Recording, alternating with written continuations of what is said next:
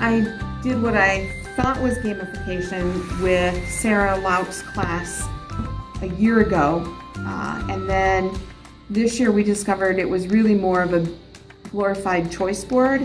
And so I took that glorified choice board and then we, as a team, turned it into more of a game with Sarah's help. When Bev and the math team designed this, they put really low activities in all the way to tag activities. So for my kids, we normally started with a mini lesson in my room, and then they were able to push in to Bev's room to do an IXL or to do math videos or worksheets or any of the power-ups in the lower level. And every once in a while they work their way up a little higher, but it was really great to start in my room, and then they had to earn their way out, which was a huge motivator. They wanted to be with their peers and earn these points and buy these elements. So that was a really good motivation for them. We tried other formats throughout the year, and this format seemed to work the best. Yes. So yeah, we set this goal for us back in August, and it is now May, and we have finally accomplished this. Yes. But it's been accomplished. Right.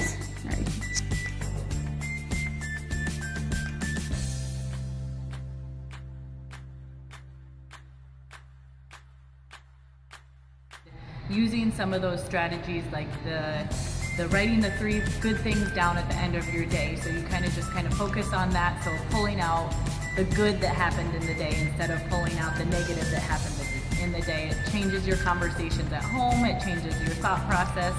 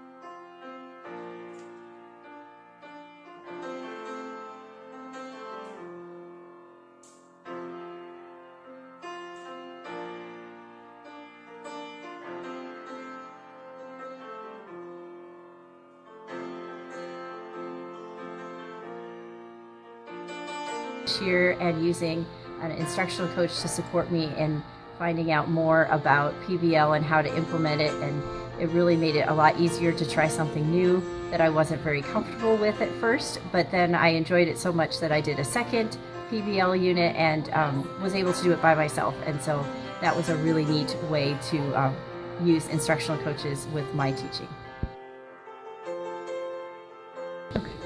After attending the ITech conference, I was really encouraged to focus on collaboration and communication. The highlight of the semester in creative writing was that we arranged to interview a New York Times best-selling author through Google Hangouts, and so my students were able to get information about the career of writing. I was on the tech cadre this year, so I got a chance to work with some other teachers on implementing the 4 C's into the classroom, and the one that I worked on the most was creating, where we used the Seesaw app to do some webcasting, and then we got a chance to communicate and share programs. It was awesome.